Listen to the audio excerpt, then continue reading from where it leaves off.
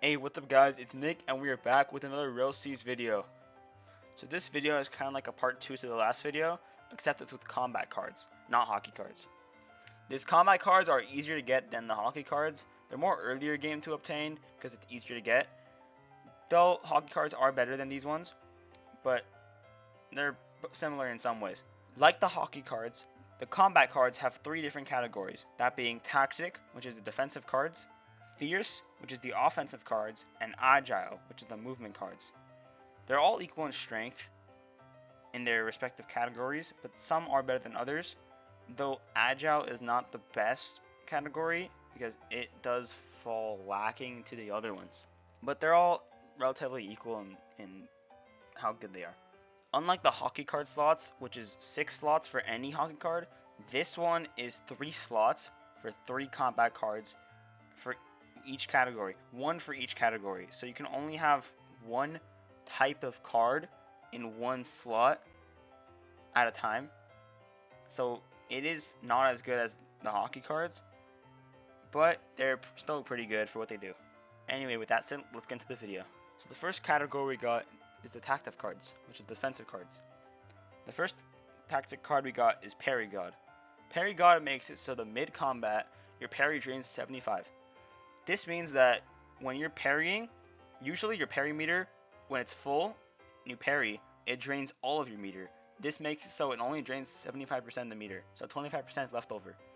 It's good in 1v1s, you can parry more, and it can make your parry bar be filled faster. I recommend it, it's good using 1v1 and also overall combat. I'm going to give it an A tier. Auto parry. So auto parries projectiles while blocking and also builds your parry bar. It's pretty good, especially if there's like you're fighting a gunman, because most of their attacks are projectiles. No, it's not that much better as some other tactic cards, but it's still pretty good. Though I'm gonna be giving it a B tier. Parrying Gon. Parrying Gon increases your parry frame rate by 0.02. It makes it slightly easier to parry, but not too much. Since it does make your parrying easier, but not that much easier, I'm going to give it a B tier. Evade God. Evade God makes it so when you evade, you knock back, damage opponents, and rupture the ground to stun. It's a very good card because it has very good combo potential and also decent damage, I assume. If you're struggling to fight, the knockback is very good as well. It's also good for crowd control if people are constantly hitting you or comboing you. And it's a really good card. I'm going to give it an S tier. Quick Parry. Quick Parry makes it so your end lag reduces by 0.5 seconds.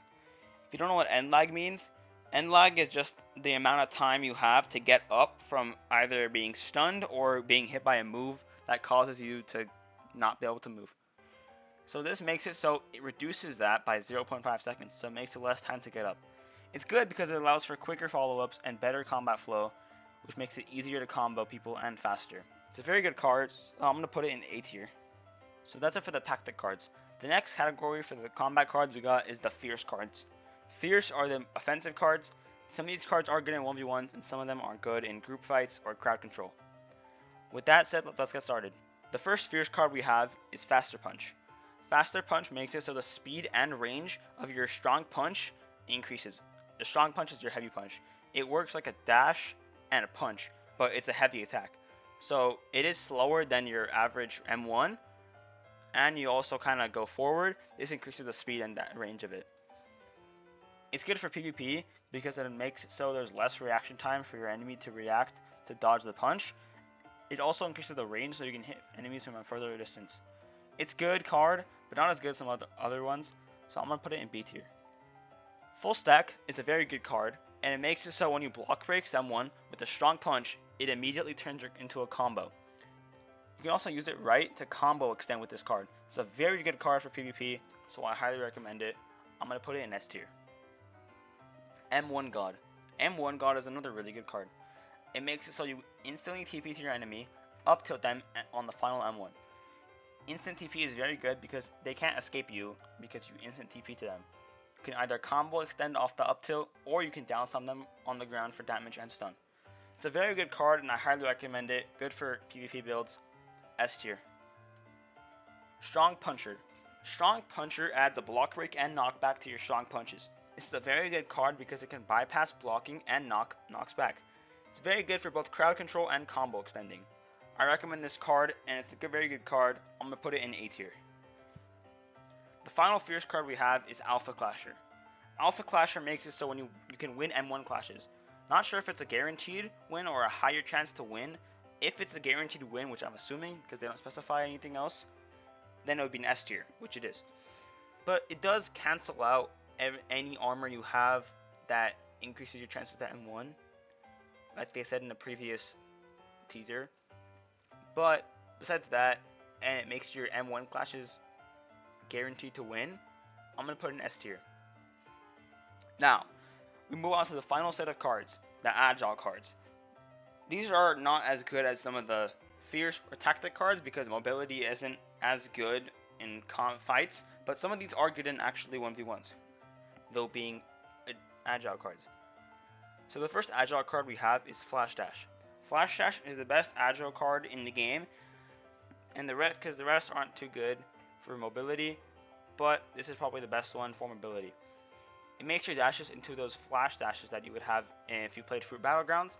You know that if you upgrade your dashes, you can flash dash. That's basically what it is. In the anime, it's called Soru. It makes so you can move fast. It has a really cool animation when you do this, and it has directional control. I'm going to give it an S tier because it's very good movement. Wall Bouncer. Wall Bouncer is pretty obvious. It lets you jump off of walls. It's good for mobility, especially when there's walls nearby, though it's not the best for mobility as some of the other cards here. I'm going to give it a B tier. Dash God. Dash God is more of a offensive card than a mobility card, but I do get why it's a mobility, because it changes your dash. So when you dash and punch, Dash God makes it so your front punch leads to an up tilt. It's a good card, allowing you to combo off the up tilt. I recommend this card. I'm going to give it an A tier. Jumper. Jumper is a pretty mid card, and probably the worst Agile card, actually. All it does is increase your double jump, and that's pretty much it. You only start off with 3 Geppos. It's a pretty bad card. There's a better version of this card later on in the video. I'm going to give this one a D tier.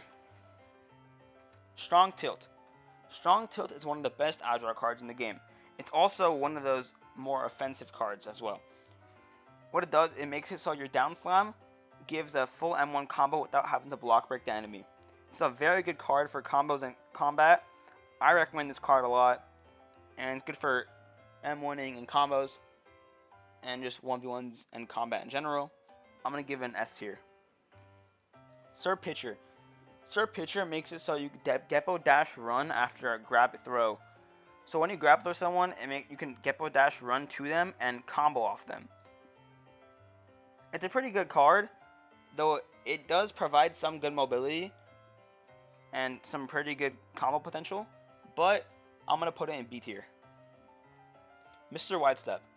Mr. Widestep is also a pretty mid card. All it does is increase your dash range. And there's a better version of this card, Flash Dash, because that one makes it so your dashing is actually more useful and provides more mobility. This one's kind of mid, and Flash Dash is much better. I'm going to give it a C tier. Ronaldo Trip. Ronaldo Trip is inspired by, obviously, the famous soccer player Ronaldo. It makes it so you can slide and hit opponents and trip them, which essentially stuns them. It's a pretty good card. Not too good for mobility because the slide is not too far, but it's good for stunning and has quite a bit of combo potential because you can stun. I'm going to give it an A tier. Geppo Master. Geppo Master is not that good of a card as well. It just increases your Geppos by 2, making a total Geppo of 5. Unlike Block Shoots or GPO, or other One Piece games, Geppos are not as important in this game, in combat, or just the game in general. This is just a better version of the card Jumper, which makes you go higher in the air, but it's still a pretty mid card, and I don't recommend using it. C tier. So that's it for all the combat cards and Rell series that we know of right now. Again, I will be putting the Rell Games and Shadow Syndicate Discord servers, both very cool Discord servers, in the description. I'm also going to be putting a new Discord server I got invited to recently. It's a Marine server for all you guys out there who want to be Marines. It's made by a tester in Rell series, Chedum. He's a very chill dude, and we are very good friends. If you want to be a Marine in Rell Seas, feel free to join that server. Link in the description. If you guys like the video, feel free to leave a like, subscribe, leave a comment, and hit the bell icon for more videos like this one. And I'll see you guys in the next Rell Seas video.